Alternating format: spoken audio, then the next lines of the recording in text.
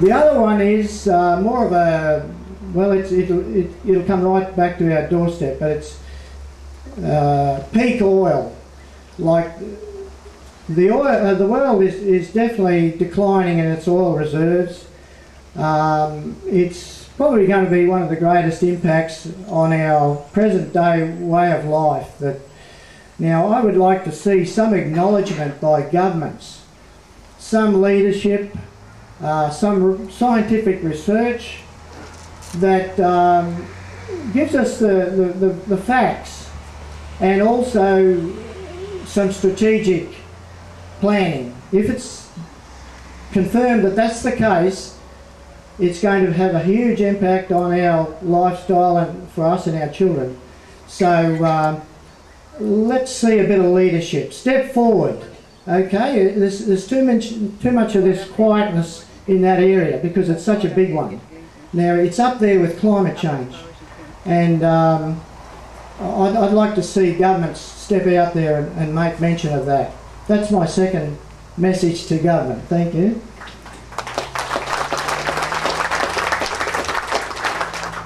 Just a couple of local programs that we got going with our North Leonard Landcare group. We're pretty keen to promote and give example of local produce for local people, local food for local people. Now, the 3,000 kilometre lettuce, we think that eventually will become something of the past. And so over the next couple of years we'll be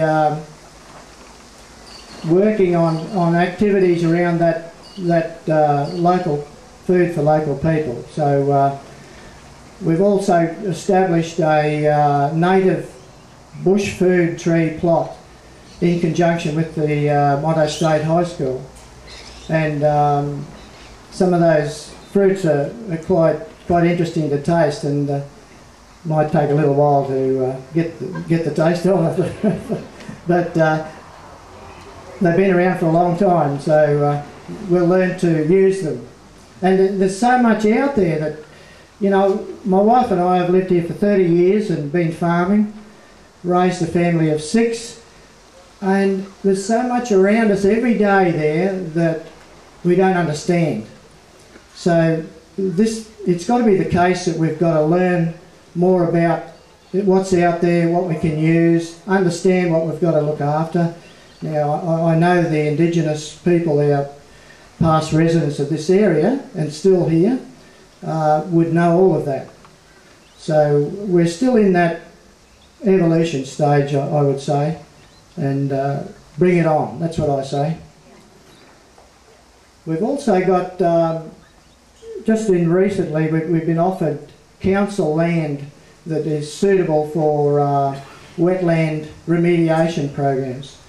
Now, the council have been very supportive and has offered this plots of land on a long-term lease basis, and we've taken up the option, and it will be a future project leading out to examples of wetland biodiversity rehabilitation programs, and obviously we'll be looking for expertise in giving us direction on that. But that's an exciting program that's coming up for us.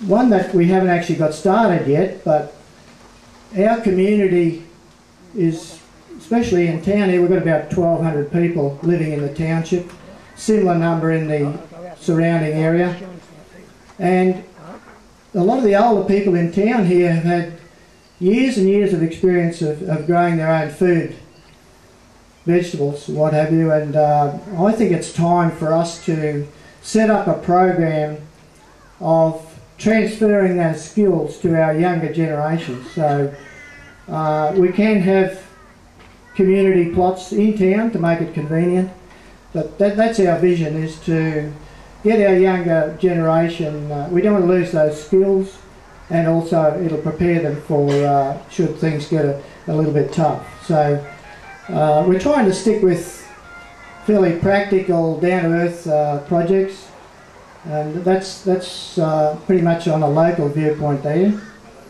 more on a global aspect, where we oppose genetically modified food crops vigorously.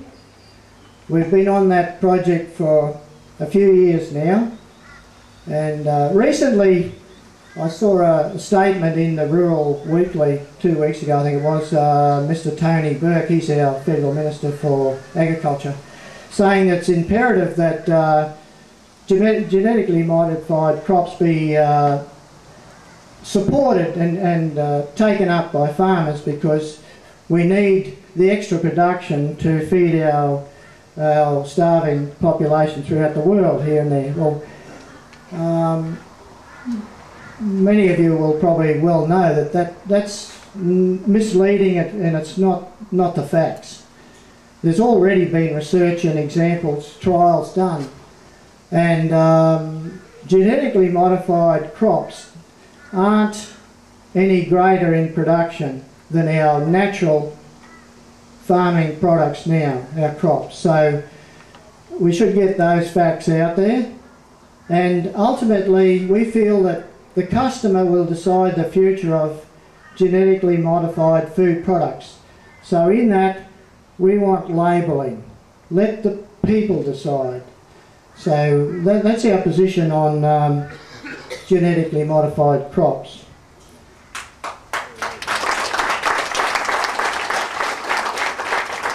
Yeah, thanks for that. I'd just like to say that it's been great and exciting to get, we've got some executive chefs up here to keep the meals on the table, and my word, we're seeing a couple of unique sort of dishes roll out, and I'd just like to acknowledge their involvement and support. So on that basis, ladies and gentlemen, it's great to see you all here. I hope you have an enjoyable conference and an informative one, and we look forward to seeing you out at Longreach. So thank you very much.